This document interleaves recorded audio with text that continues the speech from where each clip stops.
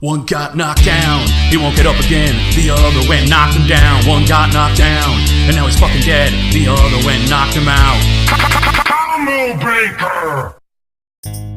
The zombie apocalypse. It changes people. Ordinarily, people have to adapt or die. And while you could get really creative like Frank West and make some crazy laser guns and shit, or maybe you learn some skills like Chris Redfield, but today's two fighters didn't necessarily learn a skill, but instead learned how to manipulate people. They learned through fear how to control people. I'm obviously talking about Negan, the leader of the Saviors, and David, the cannibal villain of The Last of Us.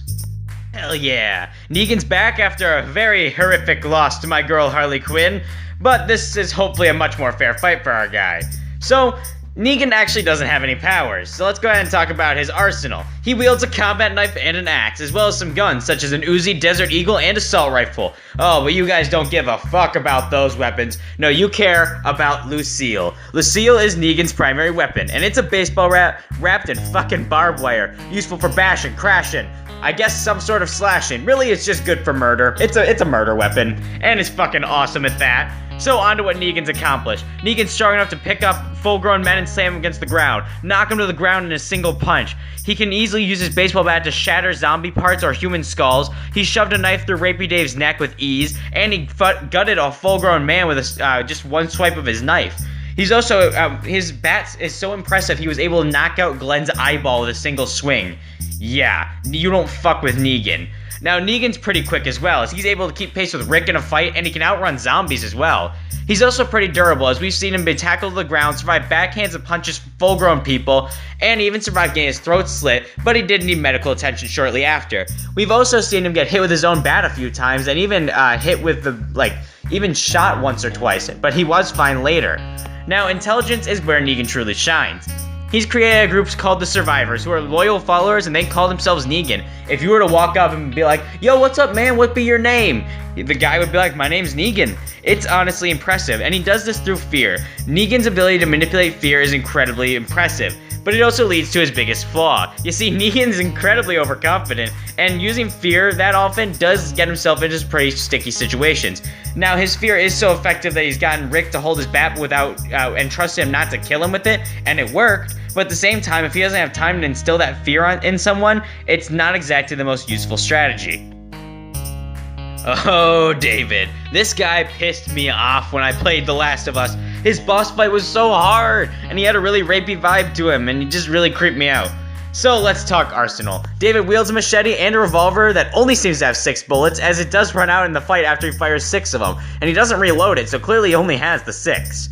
So on to stats. David's strong enough to overpower Ellie, who could easily push heavy objects like dumpsters, and David was able to hold her down and knock her unconscious, and even keep in mind, Ellie's taken multiple punches from full-grown men before, so David has to be pretty strong. David's also strong enough to throw Ellie over his shoulder while she's stabbing him.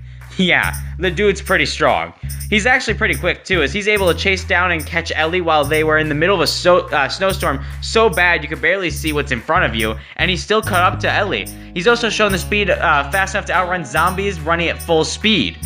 Now, David's also pretty durable. He survived being stabbed multiple times by Ellie in various locations and continued to fight even though he had been stabbed multiple times and they were in a burning building for a long period of time.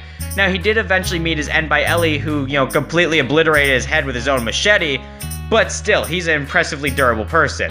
When it comes to David's intelligence, though, he's rather smart, actually, as he was able to trick Ellie into coming back with him to get medicine that he didn't actually have, and as the leader of a survivor group, that he's led somewhat successfully, he's definitely gotta be somewhat, intelligent, but he is deranged and kind of mentally insane, and he is a cannibal, so I don't know too much about his mental state there.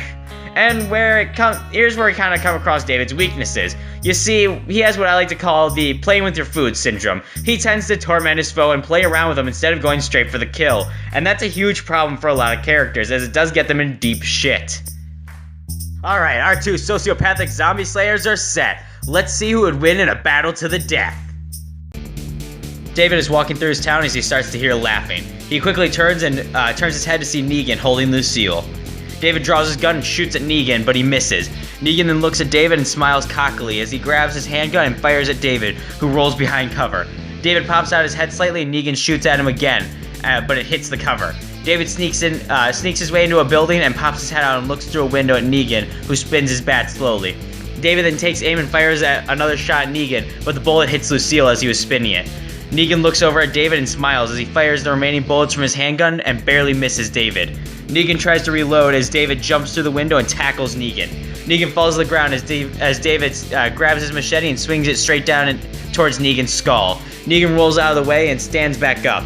David then turns and slashes at Negan, but Negan ducks and backhands David, causing him to stumble back as Negan grabs his knife and stabs David in the side. David then stumbles back a bit as Negan goes for another punch, but David headbutts Negan. Negan backs up as he picks up Lucille and swings at David, hitting him, shattering his hand, as making him drop his machete. David then yells out in pain as Negan hits him across the face, tearing off a piece of his cheek with Lucille. Negan walks over to David and leans in close. He then raises up his bat and slams it straight down, shattering David's skull upon impact, causing him to drop dead on the ground. Winner is Negan, and for pretty good reason too. You see, this match was close. When you look at stats, both are capable of outpacing other humans and zombies. Both can take punches from full-grown men and kill full-grown men with their own punches. And while David has kept up fighting after being stabbed multiple times, it did take its toll on him throughout the fight. So they're about equal when it comes to levels of strength, speed, and durability. However, I could argue Negan's arsenal would provide him a stronger advantage with Lucille. So when it comes to the deciding factors, this comes down to arsenal intelligence, and well, Negan's got David beat in both categories. You see, David has a machete and a revolver with 6 bullets, but Negan has Lucille and his combat knife, as well as a multitude of guns, including a handgun, an Uzi, and an assault rifle. Even if we only give Negan 1 clip per gun, he still outclasses David in the arsenal category.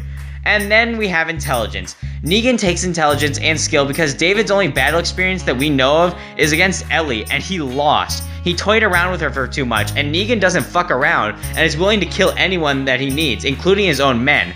Whereas David would try and toy with Negan this entire fight, the second Negan gets the chance, he would bash in David's skull.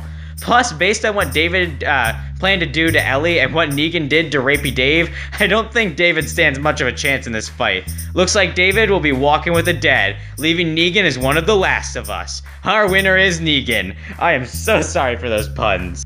Next time on Combo Breaker. Now, ordinarily I do a whole spiel about why these two characters are fighting, but I do have a really short trailer that Speed the Assassin made that I freaking love, so I'm gonna play it right here. All I'm gonna say is Naughty Dog Poster Boy.